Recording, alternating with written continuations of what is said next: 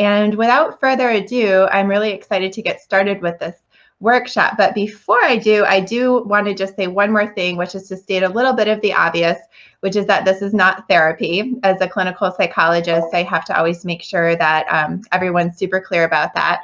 I'm not here to provide therapy. I'm just here to provide what I hope may be some free and helpful information as we start thinking about, yes, holidays 2020 in COVID. This is actually really happening.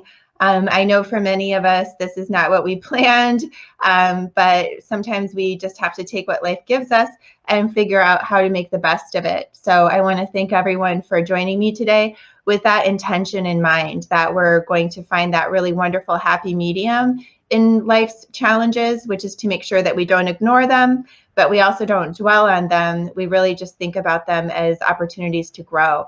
And believe it or not, there really are some great opportunities to grow through this. This can bring us closer and make us stronger. But before we get to all of that, I just want to actually go the other direction first, which is to say, we don't have to try to pretend, like this is some big, huge blessing in disguise, or that this isn't a big challenge. And in fact, we shouldn't pretend, because when people try to stuff down their feelings and deny them, that's when the feelings have to kind of get bigger and louder and jump up and down to grab our attention. So while I think it's important that we do want to try to keep our focus on the positives and the opportunities and trying to take charge of making sure that we do get our holiday happiness, at the same time, we really need to give ourselves room to recognize that the challenges here. If we don't recognize challenges, then we're not really set up for self-care. And so in order, again, to empower ourselves and stimulate ourselves to practice good self-care, we do have to start sometimes by being willing to acknowledge that this is hard. So this presentation is not to try to deny the fact that this is hard. It's more about trying to think about how we can work within that to make the very best of a situation. So, again, if you're having sadness or frustration about this kind of stuff, it's actually really good to express it and to let it out, because what's happening with this man here with the lightning bolts is he's somebody that maybe hasn't been expressing it. That's felt like maybe it's a sign of weakness to acknowledge that maybe this is a really stressful, sad situation, and that he's going through some losses or stress that he won't give himself permission to express or to feel. And as a clinical psychologist and a former yoga teacher, I do see that sometimes that can translate to things like tension, headaches, or even just irritability, or even numbness. If we try to deny just part of our experience, just part of our emotions, we actually really cannot do that. We cannot selectively deny certain emotions. So if we want to get life's ups, we have to also be willing to acknowledge some of the sadness and frustration. So whether that's by having a heart-to-heart with a friend or doing some journaling, I would really encourage you to give yourself permission to notice what the challenges are. Now, the good news is that once we do recognize what the challenges are, then that's when we can start to get support from other people, true, genuine support. And that does stimulate closeness. When I was in graduate school, I was assisting with some research on homeless families. And believe it or not, the research actually found that the homeless families had higher levels of closeness and intimacy than the families that were housed. And the researchers thought that this might in part be because those homeless families had to really depend on each other and have a level of interreliance upon one another that the housed families didn't. So on a certain level, I'm not saying again that we should be glad that this is happening, but when we are in touch with what our stressors are and what some of the pain points are, if we can open up to others or be someone that lets others open up to us, then this can actually become an opportunity for us to stand in solidarity and support one another and be there for each other in ways that actually do make us closer than if we hadn't had the challenge or the adversity in the first place. So one of the things, now kind of shifting gears into the fact that although adversity can bring us closer, we don't want to just dwell in adversity. So we also want to think about things that we can do to make things better. And one thing that can be helpful as we come into the holidays is to think about a one-word theme that you can just harken back to center yourself, kind of keep yourself on target here whenever things start to get dicey for you. And everyone might have a different word that really resonates or captures what they want. But you see, I've got some examples. Obviously, a good one would be community, as for some of the reasons I just talked about. Certainly self-care, just thinking to yourself at all times, how can you practice good self-care through all of this, whatever situation you're in, and taking this as a training ground opportunity to bump up your self-care skills. Also, I put ancestors and resilience, because a lot of times it can help to, even just when you're feeling like this is too much or this is too stressful, to think back to what some of our ancestors did. And some of the struggles and the adversities that they went through, and to kind of draw on the fact that we come from a strong stock of people. I know we all have a different lineage, a different heritage, but I know that all of us have people in our family tree that we can point to and say, you know, wow, if I could just tap into that person's strength right now, how incredible would that be? So if you want to make this your holiday season of that, you could do that. You can also think about, you know, thinking of yourself as a role model, and actually asking yourself, okay, if I want to be a role model, how could I act right now? How could I get through this? Certainly storytelling too. A little trick is that you can think, okay, if it were 5 years from now into the future, and I'm asked to tell a story about how I handled, you know, the holiday season when XYZ happened. What's the story that I want to be able to tell about that? And sometimes that can help to depersonalize the situation, give you what we call in psychology a perspective taking exercise, where you start to realize that this is a time limited thing and it's not going to last forever. You know, generosity, grace, whatever word resonates with you that you just want to take up as your word and really fully mine it and explore it this holiday season, that can be a nice way for you to stay centered. Now, one question though is always like, well, how do I remember my theme word? You know, it seems like such a great idea now, but how will I stay focused on it? So one way that you can literally stay focused on it is to put a Post-it note someplace where you'll always see it. You can put it as a screensaver on your phone. You don't want to just have to depend on yourself to recall it. You want to introduce it into your environment, so it's going to be nudging you. Another thing you can do is to tell people in your life about it, what you're doing, and ask them if they might want to grab a one-word theme word for themselves as well. If they want to share your word or choose their own word, you can use the buddy system. And so that way, you know, if you're at a COVID holiday event and, you know, everything's going sideways, you can text back and forth even with your friend and talk about, you know, trying to think about community, or, you know, whatever it is that helps you to stay focused. But it does help to have a little bit of community support. So if there's someone in your life that you want to tell about trying the one-word theme, that could be helpful. Now, this next technique, I have to admit, is a little bit controversial, or not a technique, but this point about the Hawthorne effect. So the Hawthorne effect is a psychology effect that has been somewhat disputed, but still I'm a fan of it. So the idea with the Hawthorne effect is that when we're being watched, our performance improves. This was from a Hawthorne factory where researchers noticed that almost whatever intervention they made that was supposed to improve employee performance, just simply by watching the employees and paying attention to them to see if the intervention was helpful, they found that performance improved almost even no matter what the intervention was. And they thought, well, maybe it's just that people like being watched. And some studies as well have shown similar things, as you'll see, where in a medical ward, when hand washing was being observed by somebody checking, it was much better hand washing compliance than when there was just, you know, no surveillance or an automated surveillance. Now, again, as I said, there was a paper in 2011 by some economists that kind of poked some holes in the Hawthorne effect, so it's not 100%. Certainly, if you're doing things that are really hard or difficult, having an audience doesn't always help.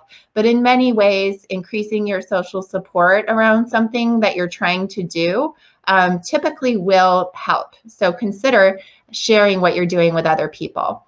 Now, moving on here a little bit, as we think about the holidays and that they are going to be a little different this year, we can think almost to reverse engineer for ourselves and think about which parts of the holidays are most important for us. Each person's going to have something different, right? So some of us, it might be baking with the little ones.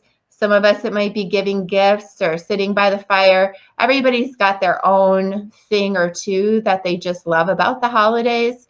I would encourage you to think about that for yourself, about which parts really are the most essential, to make sure that you don't want to miss those things. And then we can adapt for those. So you see back here, maybe you might say, well, gee, it's just the togetherness. And if that's what you're grabbing from this, then we think, how can we adapt for togetherness? So I recently did an exercise for a business group I'm in, the Entrepreneurs Organization, and they put us in these little small pods where we support each other in our businesses.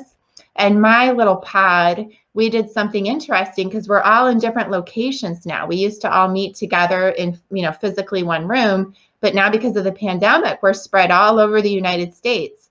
And so we did this really neat exercise that I was thinking could also be great for families that are physically separated because of COVID. So what you do is you say, okay, at 11 a.m., everyone's going to do a walk on video. And you can either walk, and as you walk, show people where you are, or just in advance go to a place that has meaning for you, maybe a certain park, it could be your back porch or whatever. But it's your opportunity to video show to everybody there on the call with you, where are you? What's important to you? And then you get to also see that for everybody else on the call.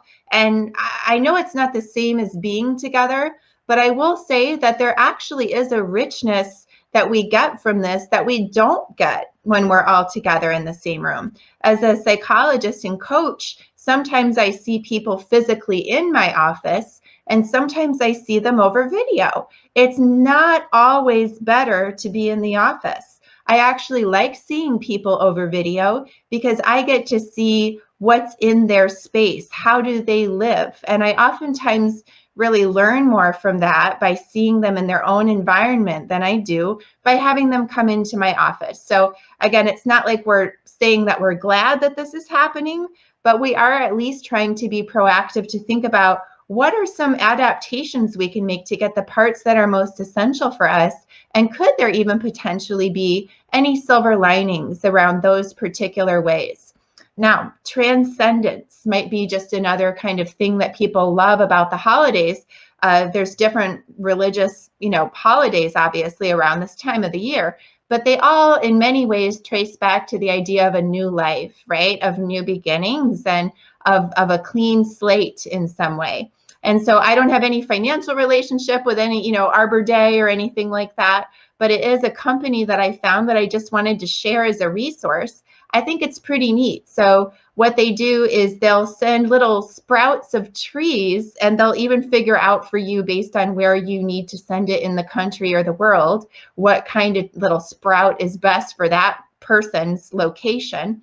And they'll send them some little sprigs of trees, which I just thought was a great potential idea as a gift this year, because it emphasizes new life. It emphasizes transcendence. Holiday rituals are oftentimes less about what we do than the meaning behind why we do them. And so if you decide that you wanted to give a gift like this to someone, you would want to explain the why of it, that for you, the holidays are about transcendence, and that you want to know that you and this person, that this family, we're going to transcend through this. We're going to get through this. And so gifts can be a nice way to be symbolic about those types of things. Also gifts, speaking of gifts and generosity, which is another wonderful thing in the holiday spirit, mixed tiles there is a great one. And by the way, I have links to all of these places on drchloe.com/COVID. So Maura, my assistant listening, if you can put links to drchloe.com/COVID and all the platforms so people can find it, that would be great. So with mixed tiles, it's neat because you can be generous with your time, or at least look like you were generous with your time, because mixed tiles does a lot of it for you. I guess what mixed tiles can do is even just go on to somebody's Instagram account and grab all their best pictures, and then you can send them these really cool tiles of just great pictures of them and their family that just stick on the wall really easily. Or Shutterfly, just one of many companies that will make these fun books. And you can have books with titles like, you know, the year we got through COVID, or, you know, just different things like 10 pictures I love about my mom, or, you know, again, just being generous with your time and with your attention. Now you'll see also that says time, attention, and food. So there's a couple of other ideas that we can adapt with generosity this year around food. I know breaking bread together is one of the big things in the holidays. And so I've been really excited to learn about Gold Belly. And again, I don't have any, like, I don't get any relationship. It's not a paid endorsement of any kind. It's just a genuine excitement about this product, Gold Belly. What they do is they apparently have relationships with all of the best restaurants. You can see they've got, you know, Daniel Boulud, and they've got Street Bird and all kinds of great restaurants. And they'll actually get the food from, say, even a restaurant in New York, and they'll somehow get it to you, even if you're in Kansas or wherever. So I think it's really neat. What you can do is the whole family can be having the same meal together, literally the same meal put together by the same chef, even if they're not in the same house. And so I just think that's a good one. One other, you know, way to potentially be generous with your attention is through this Paint Your Life thing here. It's paintyourlife, I think, .org or .com, but there's a link through drchloe.com/COVID. And what's neat about Paint Your Life is that they'll actually paint different family members together. So you may have a grandma that's never held her newborn grandbaby because of the pandemic. Well, Paint Your Life will actually take a picture of baby and a picture of grandma and create a portrait as if she's holding the baby. So there are some creative things that we can do with that generous holiday spirit and togetherness that we're all craving. Oh, and there's, of course, my book, Nervous Energy, which, of course, makes a great holiday gift, too. Maura will put a link to that in the chat as well on Amazon. It is available for pre-order, but honestly, I have to admit that one's almost more of a joke. I realize people don't necessarily want to get that book for the holidays, but I couldn't help myself. I just had to throw it in there. Now, if we also want to adapt for togetherness and generosity, we can put those things together too. And through, again, drchloe.com/COVID, I have a list of a whole bunch of links of online volunteer places and online volunteer opportunities. And you can do that yourself, or you can sign up as a family and you can all volunteer together, even if you're in different places across the country. And you can certainly volunteer using your skill set, or you could volunteer doing something that's a little bit outside of your norm. I will say, as a psychologist, volunteering really increases our own self-esteem, our own good feelings about ourselves. It increases our sense of self-efficacy, our belief that we can be powerful in the world. And it also, of course, does help to put our own problems and issues into perspective, because usually when we're volunteering, we're helping people that are less fortunate than us. And so having that recognition and really bringing that home for ourselves can just naturally stimulate the sort of gratitude that actually makes us feel better. So that's why volunteers, myself included, will always say that, to be honest, it's almost a selfish thing that I volunteer, because it actually just makes me feel so good. Now, as I mentioned on drchloe.com/COVID, that's the page you're seeing a screenshot of here. I've got a whole bunch of links to places where people can volunteer online if they want. Now, as good as it is to volunteer and help others, it is also really important to make sure that you find your own joy. What usually happens during the holiday season, at least for me, is that, you know, we'll be on our way somewhere, on my way home from work, and, you know, there'll be some wonderful, cozy little bar tavern that I pass by, and it just looks like everybody's in there having a good time, and maybe I'll stop and meet a friend for a drink, and next thing you know, you just get caught up in this whole holiday cheer and joy, and there's an energy and a momentum in the season that just kind of breaks in and carries us along. That's not happening as much this year, right? And so we have to think for ourselves, what brings you joy? Now, we all know we have something, right? Whether it's, that special meal, or, a night of junk TV, or, walk in the park, whatever it is, to task ourselves with really realizing and giving ourselves permission to know that it's not only our right, it's our responsibility to give ourselves that joy this year, that we don't want to just have it be a holiday season where we just feel sad or bitter because we didn't get that joy. So I give you permission to go out and take care of yourself. Sometimes high functioning people don't feel like they have permission to do that because they feel like maybe it's selfish to do that. But I want you to know that really the better care you take of yourself and the more joy that you're having for yourself, the more of a resource that you are going to be for everybody else around you. So don't be afraid to give yourself a gift, the gift of joy. It actually is going to help you to be a better resource to everybody else as well. Now, if you're thinking, well, Chloe, this all sounds great, but I'm super busy right now, no time to volunteer or really do a lot of these things, no problem at all. I would encourage you to actually consider, just marking your calendar even with some time to do this next year. Just like when we take a vacation, our stress levels actually start dropping as soon as we even just simply buy the tickets for the vacation, because our brain really then becomes confident that there is a light at the end of the tunnel, there is a special surprise happening, and we start having the joy of anticipation and looking forward to it.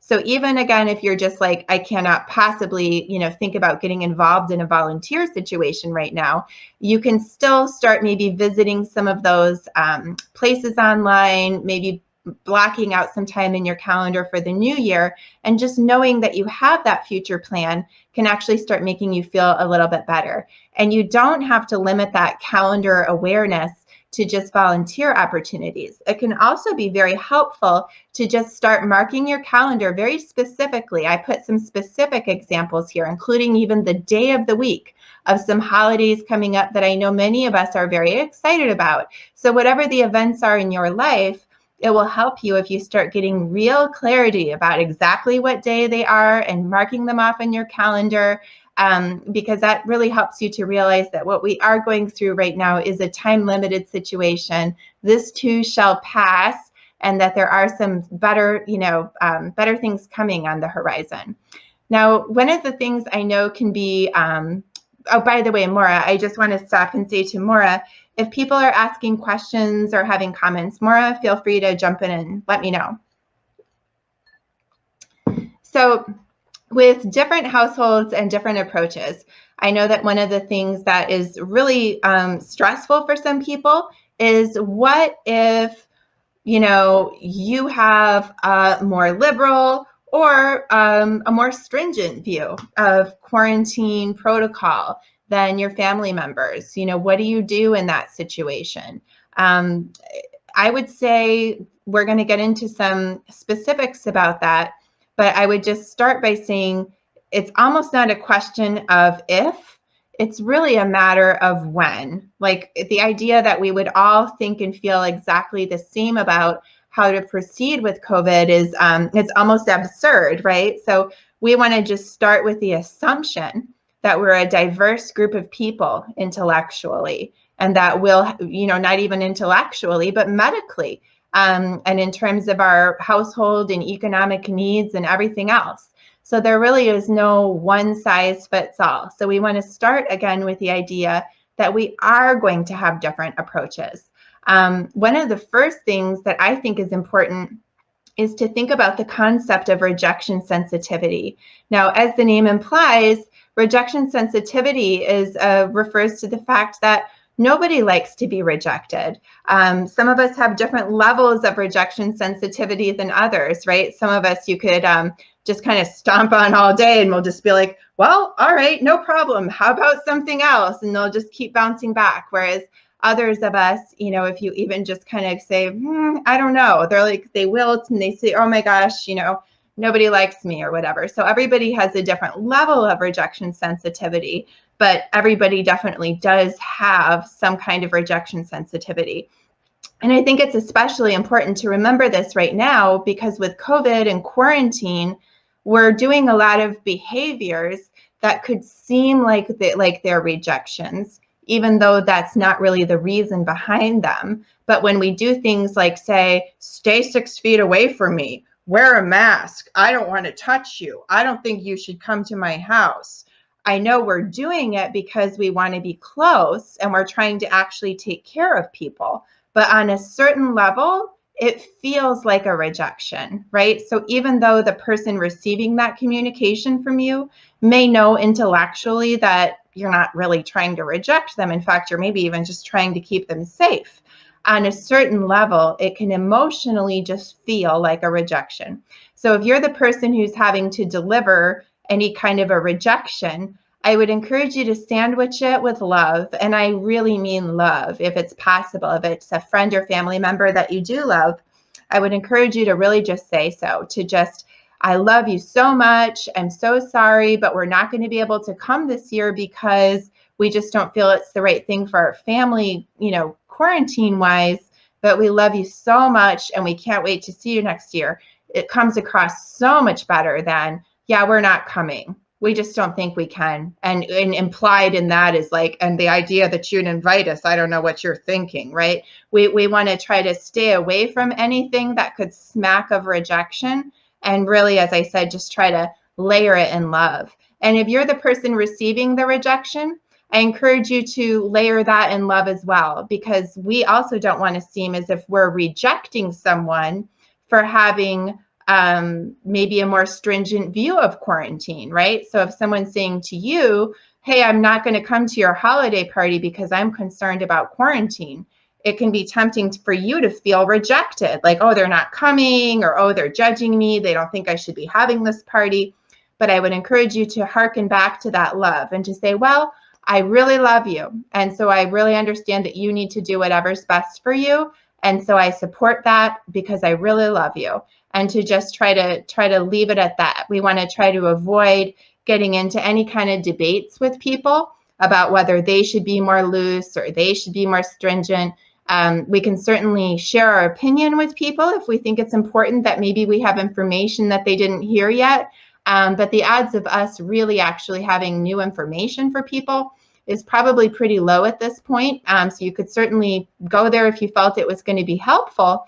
But if you think again about that one word theme and what your real goal is for this year, to underline a sense of community or to bring forth a generosity of spirit, I would really encourage you to lead with love around those differences. Certainly don't do anything to put yourself in a position that you feel is unsafe, but as you set those boundaries, we want to be super sensitive to the rejection sensitivity.